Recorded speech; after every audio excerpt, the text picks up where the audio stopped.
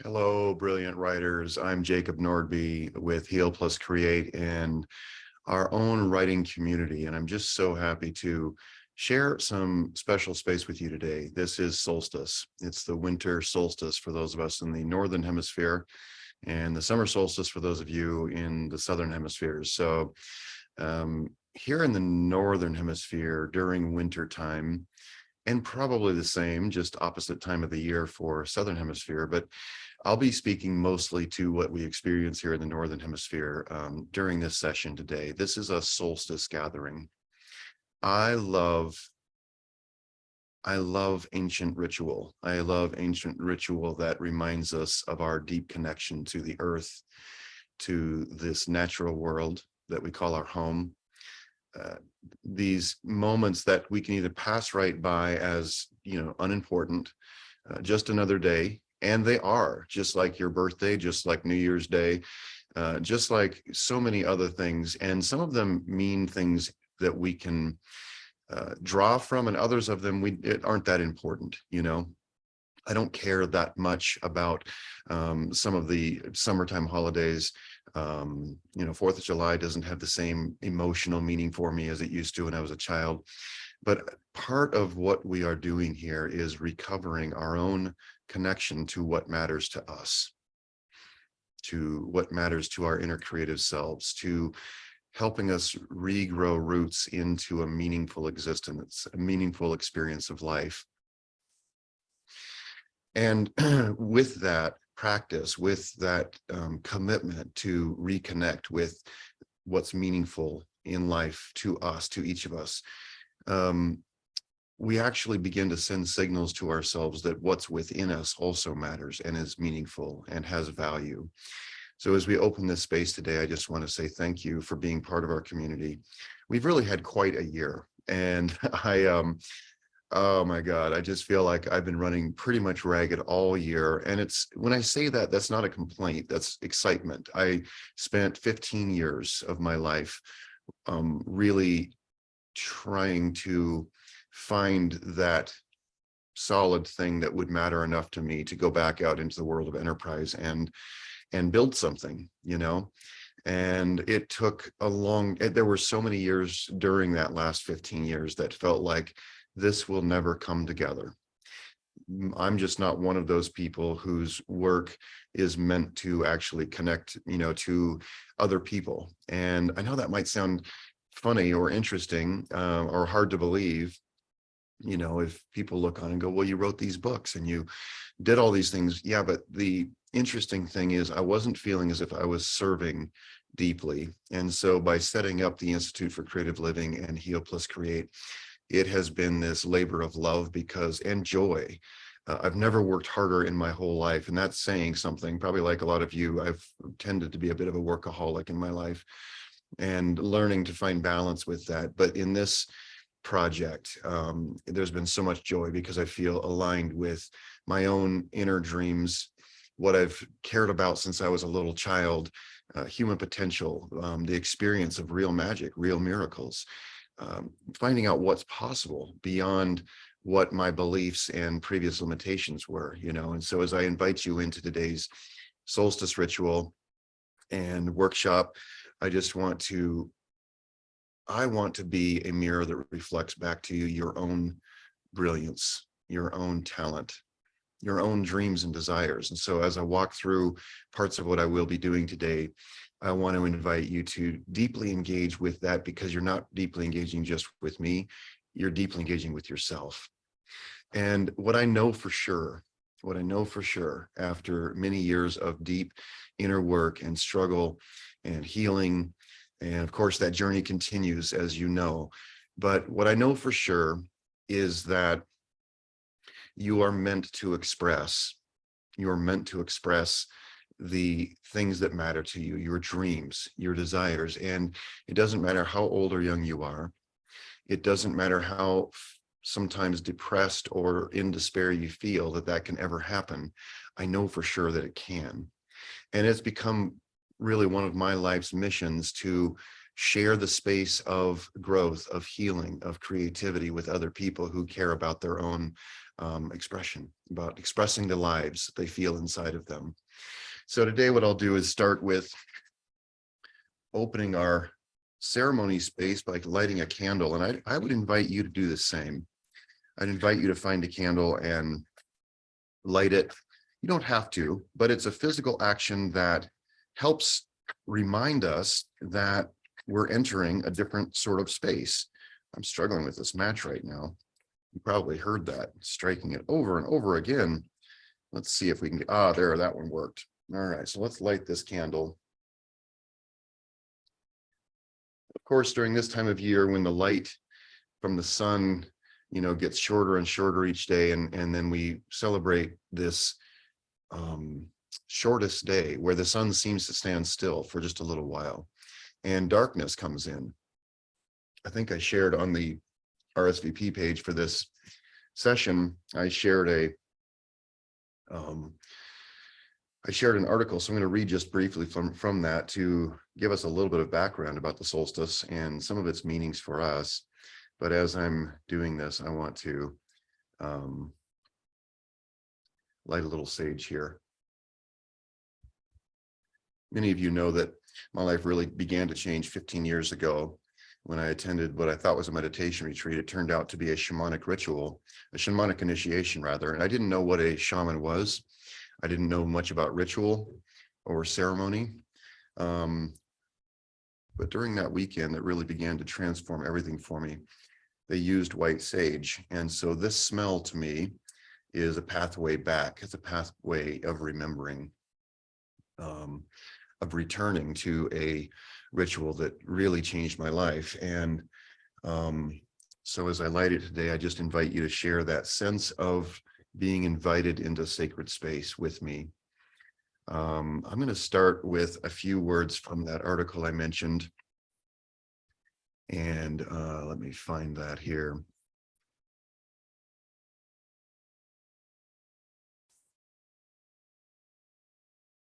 Winter solstice in the Northern Hemisphere will be at 4:48 p.m. Eastern Standard Time and 10:47 p.m. Central European Time on Wednesday, so today, marking the first day of winter.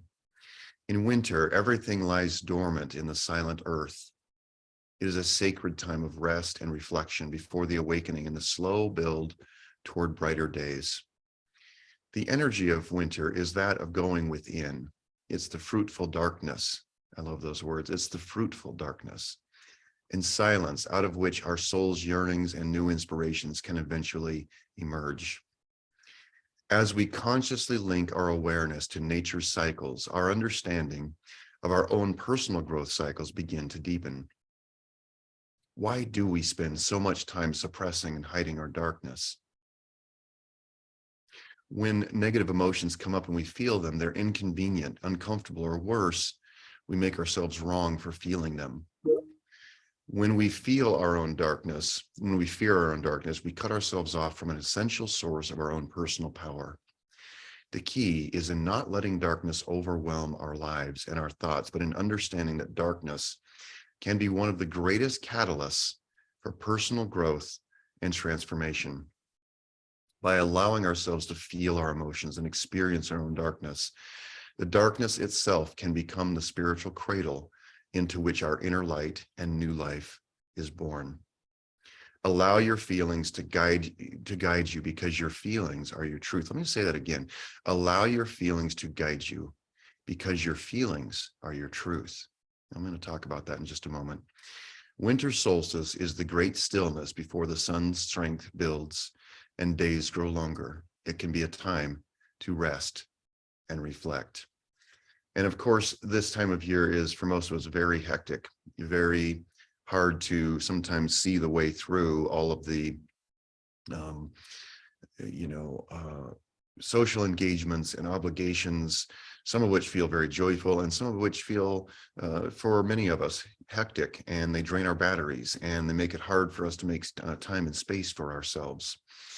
And so I want us to use our own private rituals to help us just on a daily basis return just a little bit back to our own homes, back to the insides, where we find the answers, where we are able to ask those feelings what they really need and what they really mean.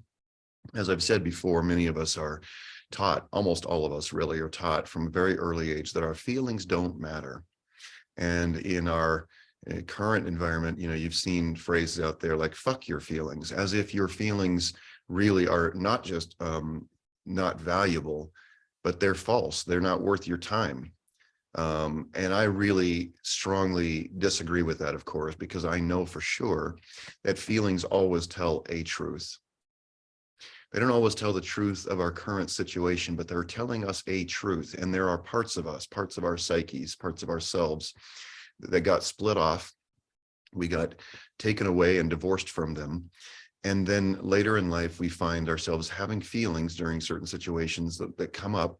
Maybe you're in a business meeting, or maybe you're talking to your mother on the phone about Christmas plans, or maybe you're, talking to a friend and they just say something and you don't even know why. It just brings up this surge of emotion, of feeling, of anger, or of fear, of feeling rejected, of feeling abandoned, of feeling like you're not enough. And maybe the words or the situation you were in was completely innocent. It didn't mean that at all, but it still brought up a feeling. And so what that is a signal that says, oh, there's a truth here that wants to be told. There's a truth that needs to be resolved.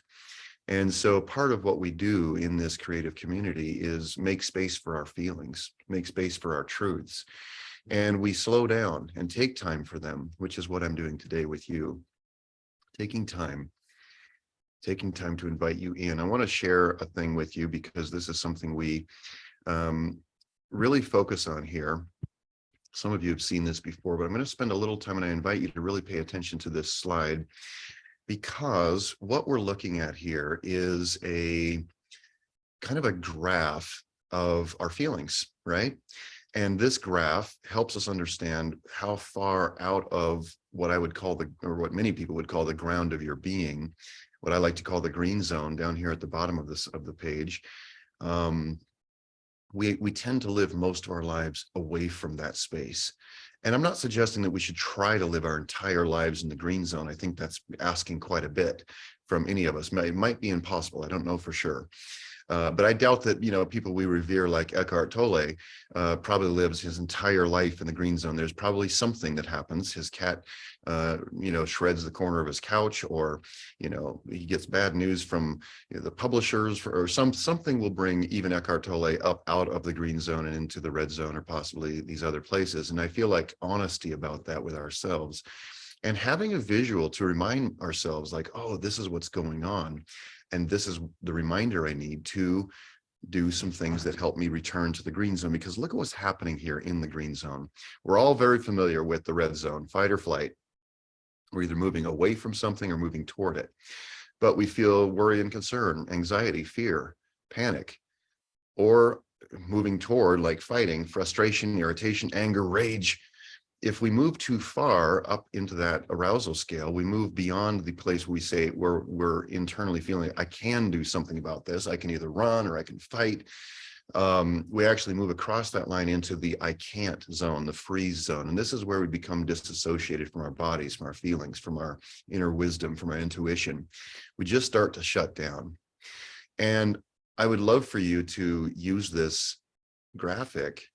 I have it virtually tattooed on the inside of my skull behind my eyes, so that when I'm driving and I feel those feelings of irritation or panic even, or somebody honks a horn right here and it makes me, just puts me into a flight stage or anger stage, fuck you, I wasn't doing anything wrong. That's because I'm up in that arousal zone. I'm up in fight or flight. And by taking a couple of breaths, I can remind myself, no, I'm safe here. I'm an adult. I know how to drive this car. Maybe I made a little mistake. I will correct that mistake. That horn was a alert that said, hey, you're making a mistake. Just by reminding myself that I'm safe, that begins that descent back toward the green zone. And then by taking some breaths, I can actually help myself return there, which means that my tunnel vision opens back up. My mind softens. I'm able to see clearly what's really going on and how I need to respond rather than just react, right?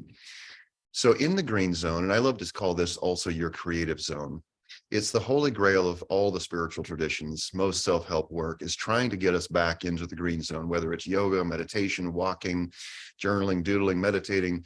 All these kind of things are meant to bring us back there, but there are so many ways to get there, and it doesn't have to be a long process where you have to learn certain mantras and do everything exactly right, have the right pillow, the right music, the right lighting, the right amount of time.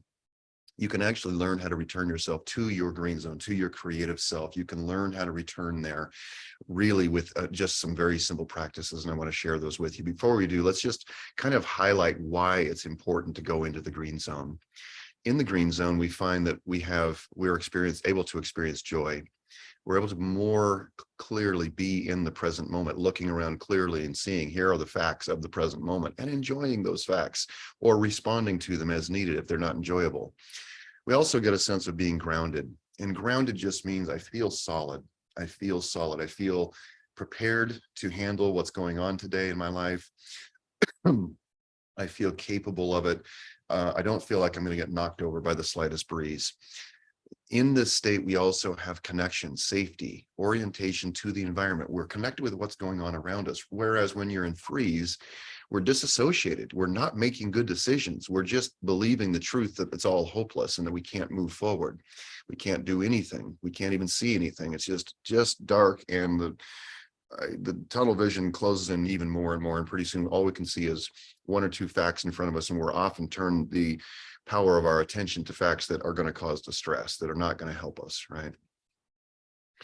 In the green zone, there's curiosity and openness, and these are some of the most important factors in creativity. Curiosity and openness. Curiosity says, I don't know what this is. What is this? Openness says, I'm going to be safe and able to take in this new piece of information, this new idea, or this shift in my belief. I'm going to be able to take it in because I'm safe. I'm safe here. I'm safe. Compassion for others, being able to see them as fellow travelers. And like Ram Dass says, we're all just walking each other home. We are all just walking each other home. That's compassion. That says we're all fellow travelers. We all showed up here with survival strategies and coping mechanisms. Those things often bounce off each other painfully. But if I can develop compassion, and I can do that by returning to this green zone, this is the most important thing you can practice in this community on your own, with each other, with yourself. This is one of the most important things you can do is actually just develop a practice of coming back into the green zone. In the green zone, you're mindful, and mindful means you're aware. You're aware of your stimulus. You're aware of the space between stimulus and response. You're aware that you can choose to act in love. You can choose to act in strength. You can choose to advocate for yourself, for the work of your heart. But I also love what's going on in the body. So it's in doing some amazing things. Like this is medicine right here. The green zone is medicine, really, because we improve our digestion. We improve our resistance to infection in our immune systems. We get much better rest. I know that when I am in the arousal states or in freeze, I don't do well resting even when I'm resting. So I might be, I have spent many days in bed during depressing, frustrating parts of my life. I would, do my work and I would crawl in bed, pull the blackout shades, and just was feeling in that freeze zone. Everything is hopeless. I don't know how to take the next step. Even if I did know what the next step was, I don't have the strength for it. And so I had to learn through a lot of years of practice and experimentation. And when I came upon information that began to help me, oh my God, this is what I need, because I need to learn how to rest better. So I would lie in bed, supposedly resting, but my anxiety state was keeping my body and my nervous system and my mind from actually getting the rest it needed. So returning to the green zone helps you actually restore your energy, your vitality, your imagination. That's why it's so important. And circulation to the non-vital organs. Your skin, your extremities, you actually help yourself stay younger by improving your blood circulation to all the different parts of your body. And then oxytocin, and this is something we work hard to develop space for here in our community. And oxytocin is simply the sense of feeling safe while being, while not moving, while being immobile, in the presence of others especially. So when we come into this green zone, we actually allow our bodies to release oxytocin, and it allows us to feel love, to feel connection, to feel safe, to feel like it's okay just to sit here and be me, right? That's one of the many effects of oxytocin. And, you know, doctors, I just was reading recently, doctors often call this the God drug, because when oxytocin shows up, everything starts to improve. And a really long hug with somebody you love and trust releases oxytocin, for example. So I want you to imagine that coming into the green zone, making a practice of it, is really hugging yourself. It's really allowing yourself to feel safe. And the ability to relate and connect increases also. And it decreases our defensive responses, which means we're able to be more curious. We're able to pause just for a moment. So I wanted to share this with you because this is really one of the important building blocks that are foundation of this community, this site, this platform is really built on. It's like, how many ways can we provide to bring you back into the green zone? And I want to share some music with you and invite you into a brief meditation, about 3 or 4 minutes. But while we're doing this, what I want to invite you to do is breathe with me in a pattern. And the pattern is 2 or 4 or 5, however many you want, beats in as an in-breath. So 1, 2, 3, 4. Hold it at the top for a beat and then release it. 1, 2, 3, 4, 5, 6. The important thing there is that you're breathing out a little bit longer than you're breathing in. And that's a breath pattern that actually sends a signal to your nervous system. It actually activates your polyvagal nerve and helps you then float back down into that ventral vagal state, the green zone. So as I play this music, I'll say a few words here and there, but as I play this music, I want to invite you to breathe that way and feel the effects in your body. Close your eyes if you feel comfortable doing that.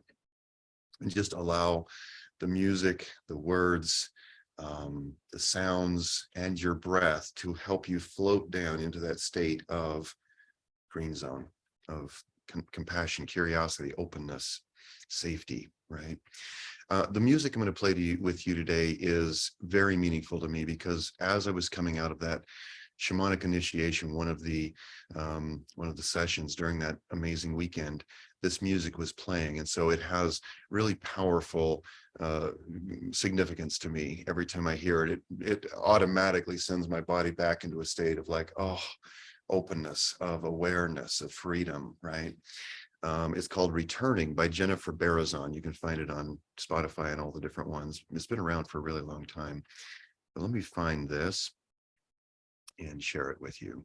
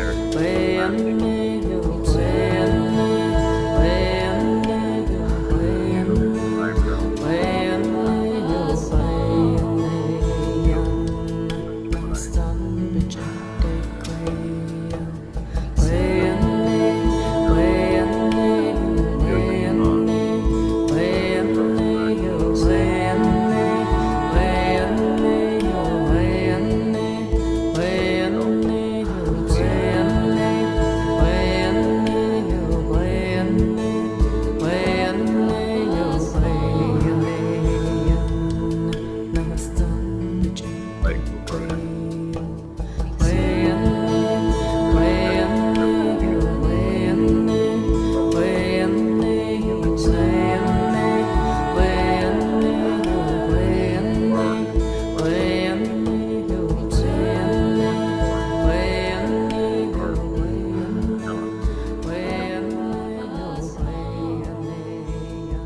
Love that is you. Breathing.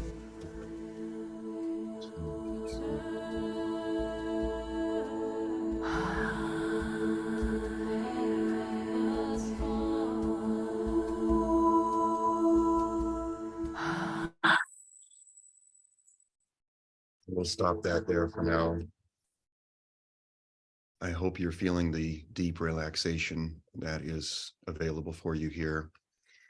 And I hope that you're able to communicate with the parts of you that say, you don't have time for this. This isn't important. What are we doing? We should be working harder. We should be taking care of the to-do lists. I hope you'll communicate with that voice and say, I'm giving myself a gift right now because I matter. My creative self matters. I am the only me who will ever be in this life, in this world, in the history of the universe, in the future of the universe. There will only be one me.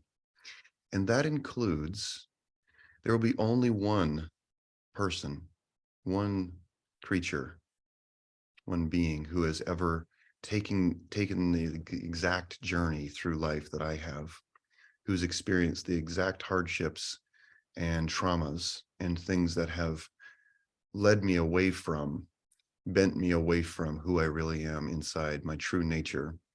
I'm the only one who's ever experienced those things that cause so much pain and that cause me to believe that I'm not enough, that I'm not worth enough, that I don't have enough talent or enough time, enough beauty, enough of anything. I hope you'll communicate with those voices and say, this is a space where I'm able to remember, where I'm able to return home to myself.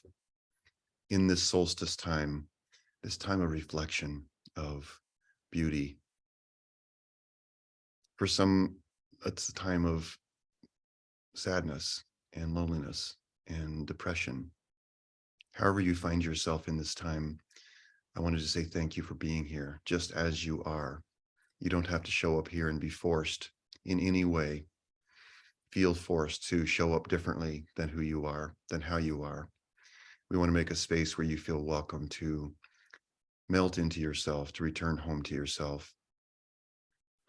And I would love it if you'd pause this and just take a moment and reflect.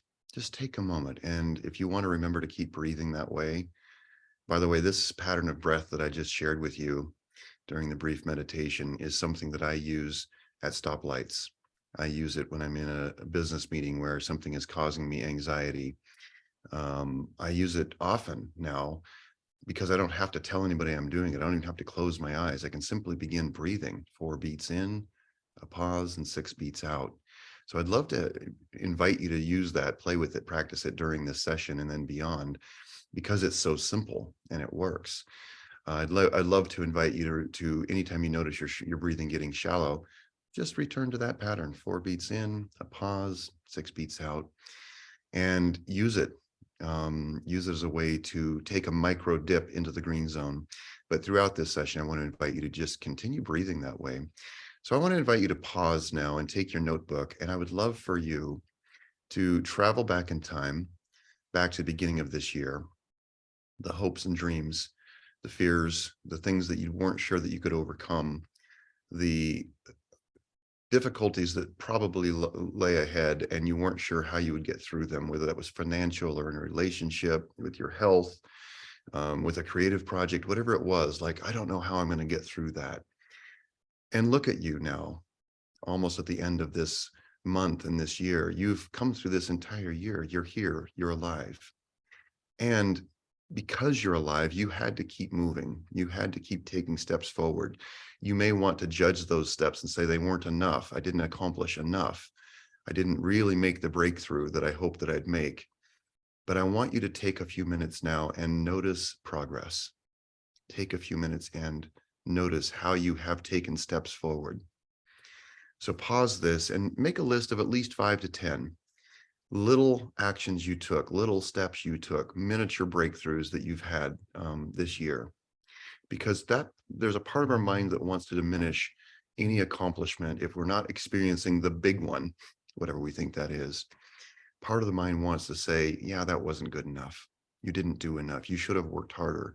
And part of your self is saying, I'm so tired. I worked as hard as I could. And so what we want to do here is take a break from both of those voices and say, this is what I did do. Here's what I accomplished this year. And don't let yourself say it was too small. It doesn't matter how tiny it was. If it was a step forward, it matters. All right, so pause this for about a minute or two and then come back. I'll be right here waiting for you.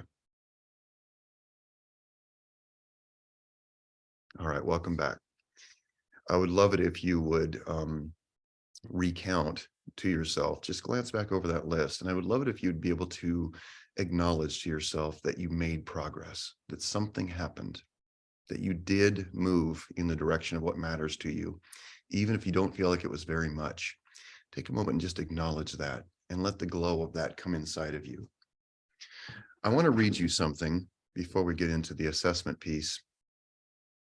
I want to read you something, and it's from a card. I was part of this program years and years ago in the mortgage business called By Referral Only. And I loved it because it really brought me into a much more heart-based way of interacting with my clients and with my referral partners and everyone. But the man who led that program By Referral Only, his name was Tim Stumpf, Joe Stumpf.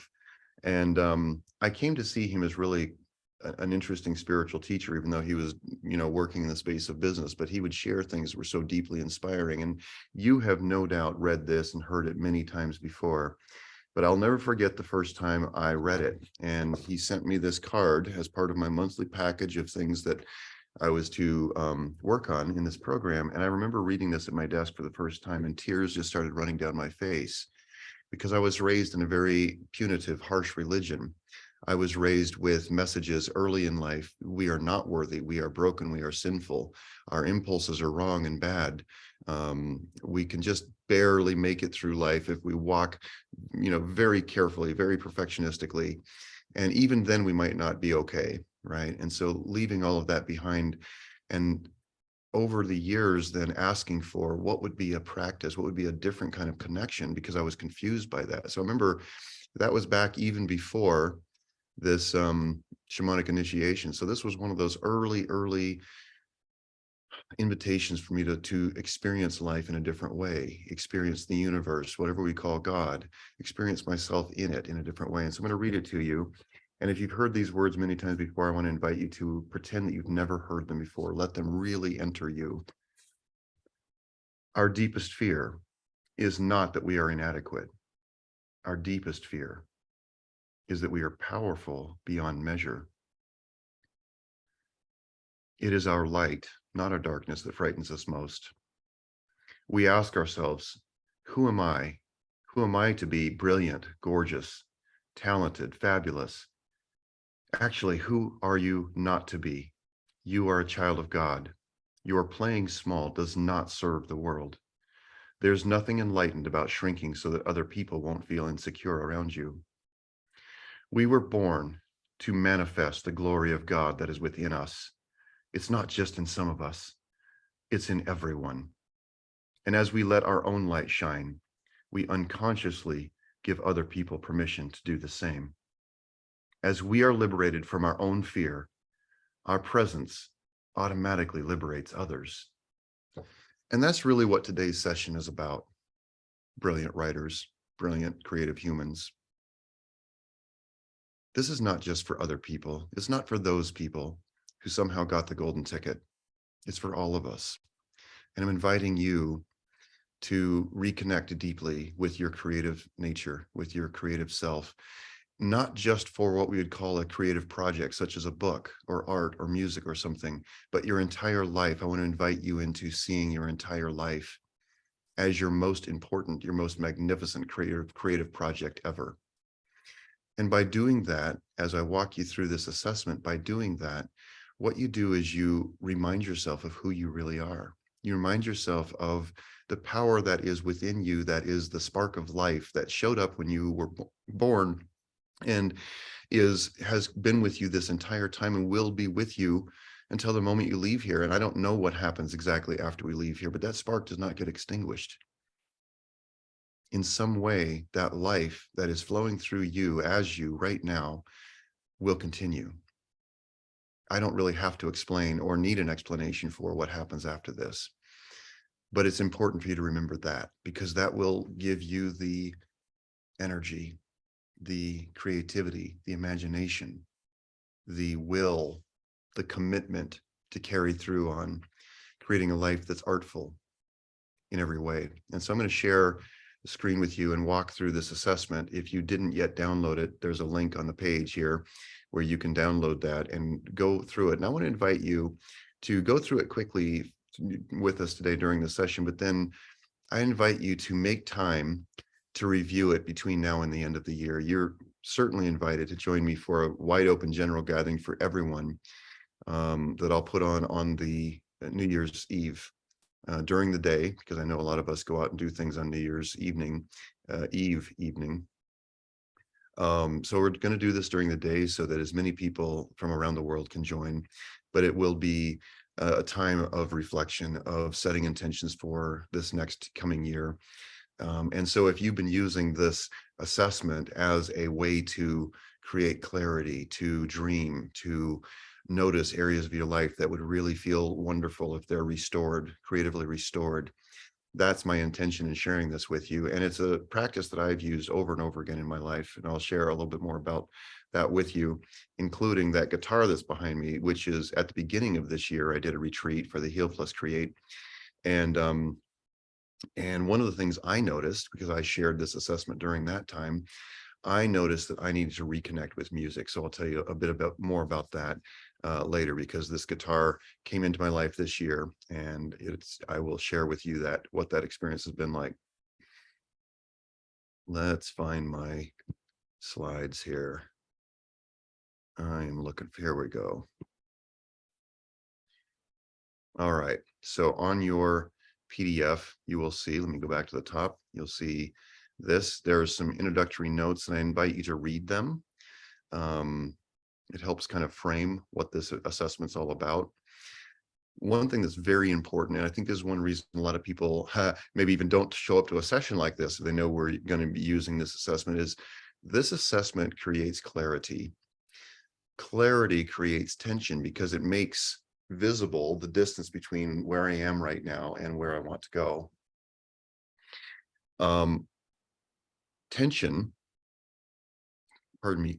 Clarity creates tension. And if you can imagine pulling back the string on a bow and creating tension, you can't shoot an arrow without tension. So tension is important, but tension can be uncomfortable. It requires strength to hold a space of tension. But creative expression requires tension. Having said that, this section right here, before you begin, I want to ask you not to judge yourself or your answers as you fill this assessment out. There are no right or wrong answers here. Rather, use this assessment as a tool to discover where you want to bring more joy into your life, not where other people think you should do better at your finances or your house or your relationships or whatever, but where you want to bring more joy, more creative expression, more artfulness into your life. You are the architect, also known as the artist of your life. No one else can create it for you. So the goal of this assessment is to help you notice any areas that need to be repainted, resculpted, rewritten, reformed, restored. I love that word, restore. So complete each section as quickly as you can. Don't overthink it. Allow your feelings and intuition to come forward. That will really provide surprising clarity and insight. And if you'll use this as not just a one-time quickie run through, it'll help if you do it that way. But if you really use it as a tool to come back to, you're going to find insight. You're going to notice patterns. You're going to notice where different areas of your life that don't seem connected are connected, such as maybe I'm working too hard and that doesn't leave enough time for me to have real nourishing social connections. It doesn't leave enough time for me to work on my creative work. And what are the beliefs behind me working too hard? Maybe my beliefs say the only way I'm valuable is if I hustle for my worth, as Brene Brown says. Maybe those beliefs say you're only safe if you're in constant motion. All right. So using this tool, it's much more than just an assessment of or an inventory of your life. It's really helping you spot patterns. It's really helping you then create clarity on where you can take steps, and move from murkiness and confusion into clarity, into the joy of taking steps, of taking action, of creating something, right? So as we walk through this, please be gentle with yourself. Um, let's touch on work first, because this is an area that most of us spend a really large portion of our time on. If you've retired, you're no doubt finding other places to fill your other ways to fill your time. But work for many of us, whether it's work for pay or work for service or some kind of work in the home, taking care of children, all those things, fill a really large part of our lives. So as you fill this out, just very quickly, agree strongly is 10, disagree is 1. My job challenges and inspires me. I look forward to going to work. Where on that scale would you put that? By the way, there is no place here where you add these things up and create some sort of a score that you can judge yourself with. This is simply a quick way for you to look at an area and get a snapshot of, oh, this is working really well, but the rest of it isn't working very well. Or maybe this whole category is working really well, but it's taking away from some of these other categories. The ways I earn a living nourish me rather than exhaust me. My income is adequate to comfortably afford my lifestyle. My debt load is manageable and I have a plan to be debt-free. I have savings and emergency funds. I feel peaceful about my finances and my financial future. I would invite you to make some notes down here. How do you feel about those answers? Do any action items for changing the areas you aren't happy with come to mind? List them. And this is a space of intuition. Remember to keep that breath going so that you continue to feel safe. You continue to feel curious. Sometimes just using that breath will remind your body, no, we're safe. We're not being threatened here by this information. All right. Community. Community is so important. It's so important to me. It's why we're pouring an enormous amount of energy and attention and money and thought into how do we create a community that really, really works, that accomplishes what we want it to accomplish for all of us. But a community includes your, romantic partner, if you have one, your children, your family of origin, your friends, your extended connections. Do your relationships feed your life or diminish your energy? Now, this doesn't mean you're going to necessarily, walk away from your family or your friends, but it will begin to create clarity in, oh, these relationships, I need more of that. And these other ones over here, I need to create better boundaries. I need to create more space for me. So there's an honest and an equal exchange going on. So community. My romantic or life partner relationship is loving, supportive, and is characterized by evolving intimacy and friendship. Just rate that area. If you have discovered, like I did, going through almost 20 years of a marriage that had not worked well for either of us, there may be this impulse, I either despair and hopelessness, like I don't know how I could possibly change this, or there may be a sense of I need to change it right now. I want to invite you to withdraw from both of those choices and go, what I'm doing right now is just being curious. I'm being curious about this in the context of all the rest of these things. It could be that another area that we are going to be walking through today has really affected your partnership, your relationship. And it's possible that could really improve by bringing balance into those other areas. Or it's possible that you really do need to make that huge, very difficult choice to end a relationship and to allow yourself to open to what can happen in your life. I do my part to have strong, loving connections with my family members. I communicate with them often and we share important life events together. I have a close circle of friends. We support each other and share in healthy ways. I have good connections with a wider circle of acquaintances and groups of people who share my interests. I think of others' needs and make an effort to be helpful when possible. Now, this is an interesting one in that many times we find that if we are feeling lost, confused, depressed, unresourceful, if we will find a way to serve, we can often turn the lights back on in our lives. So sometimes service is an area that needs to be brought to be restored. Make some notes here. Let's move on. Wellness. I love this. I'm sorry that Osho and his life has been discredited in a lot of ways, but I still love many of the words that he wrote. Don't move the way fear makes you move. Move the way love makes you move. Move the way joy makes you move. So as we hold this place, this can be an area of a lot of shame and pain for people with our bodies, because sometimes we are carrying too much weight, or we have a chronic illness, or there's things about ourselves, our body, our physical selves, that just bring us pain, or we don't have enough energy. We haven't been sleeping well enough, all of those things. What I want to invite you to do is set aside all of society's messages about how your body should look and behave and operate. And I would love for you to go, there is a life inside of my body. This body is a sacred container, a sacred vessel for the life that I am living.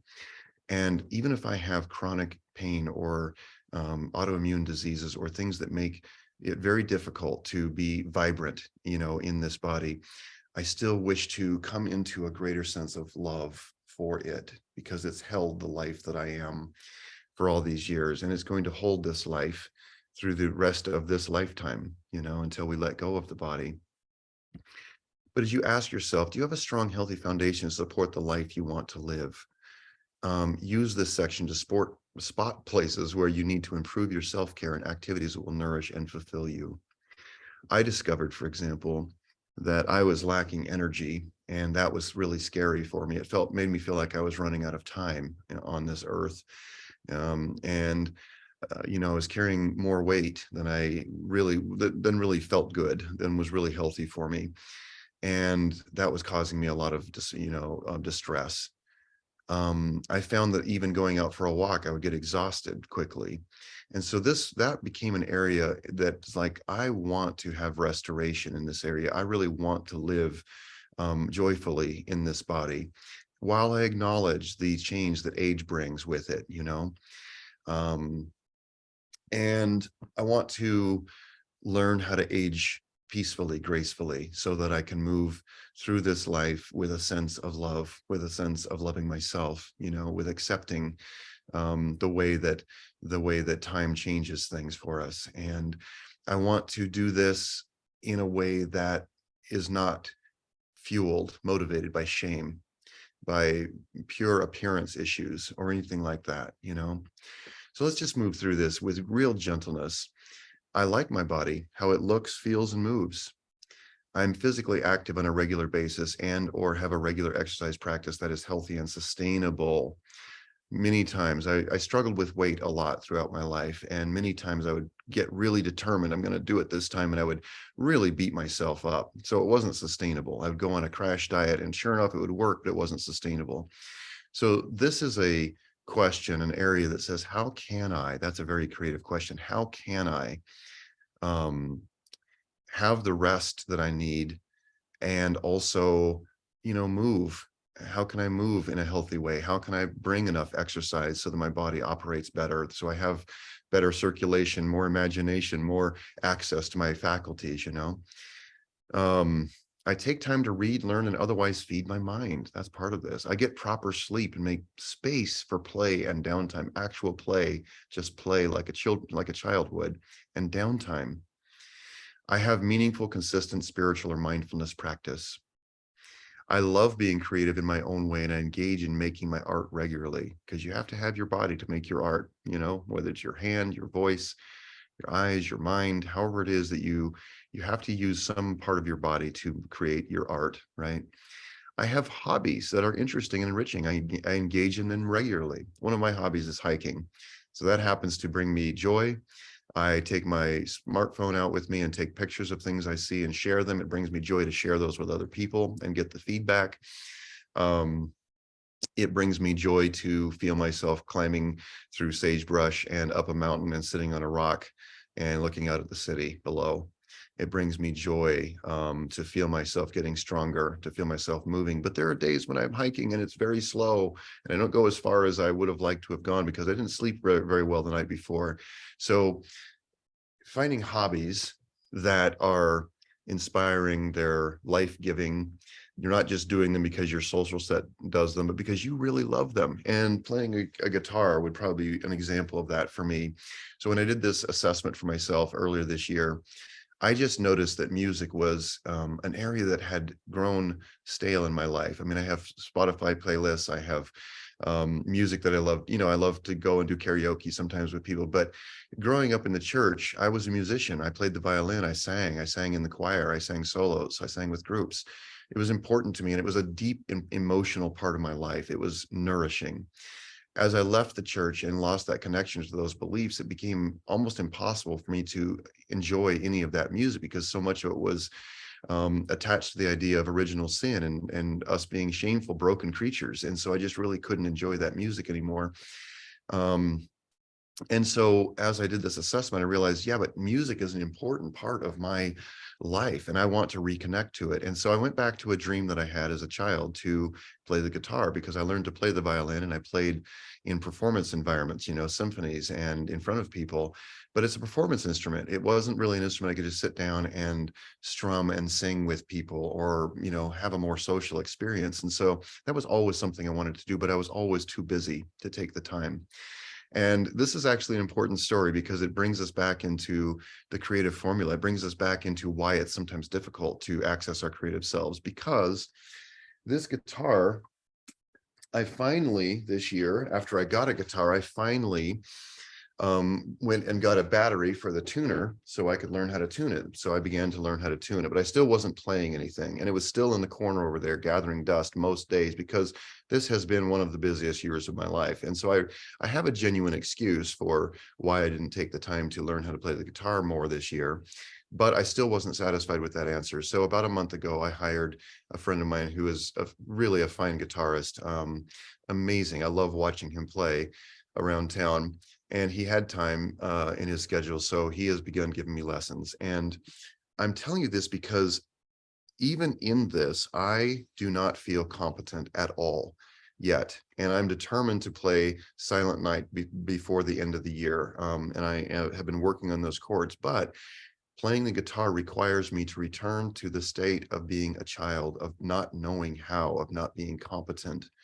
And as adults, we begin to close that down because we don't want to feel incompetent. We don't want to feel awkward. We don't want to have to learn a new thing that just does not feel right, And so as we go through that, I just want to remind you that as you reconnect with areas of your life that really want to be creatively restored, this is a necessary component. We have to be willing to feel awkward, incompetent, frustrated, like we don't know what we're doing, like we're bad at this, right?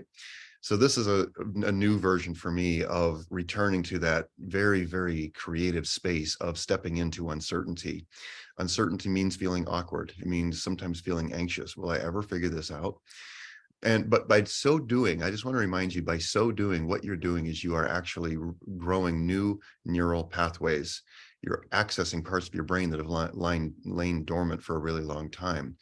And that's part of why it's such a powerful experience, right?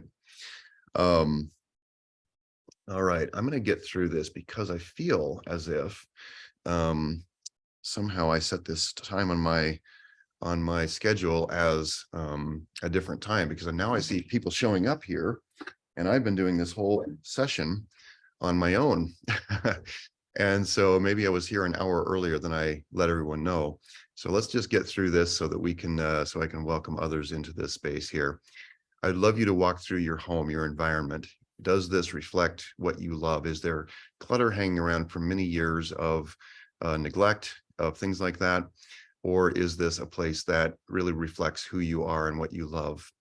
If I had more time right now, I would tell you more stories about my own experience of this, but it's transformational. And your inner self, how are you connecting to your inner essence? Practices like what we're doing today would be a good example of that.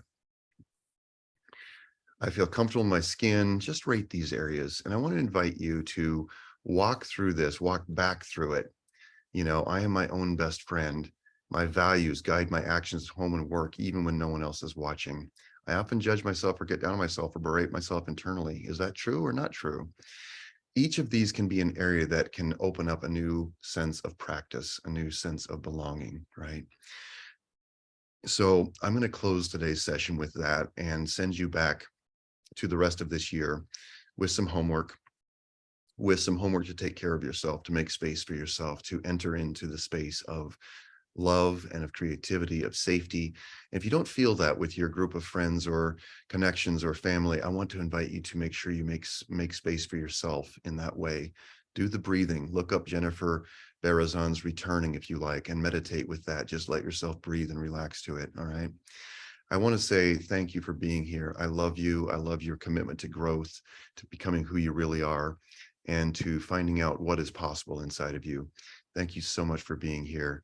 Um, we are looking forward to such an exciting new year with you, and I can't wait to share it with you. And I just wish you a warm and connected holiday time. We'll talk with you soon.